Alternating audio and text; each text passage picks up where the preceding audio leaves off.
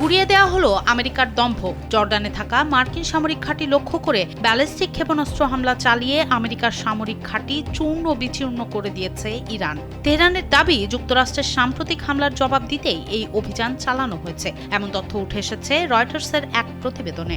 ইরানের Islamic revolutionary guard corps IRGC জানিয়েছে, জর্ডানে থাকা যুক্তরাষ্ট্রের একটি গুরুত্বপূর্ণ সামরিক ঘাঁটিকেই লক্ষ্য করে এই হামলা চালানো হয়েছে। তাদের দাবি, ইরানের বিরুদ্ধে পরিচালিত সাম্প্রতিক সামরিক অভিযানে ওই ঘাঁটি ব্যবহার করা হয়েছিল। তাই যুক্তরাষ্ট্রের কর্মকাণ্ডের জবাব দিতে ব্যালিস্টিক ক্ষেপণাস্ত্র নিক্ষেপ করা হয়েছে।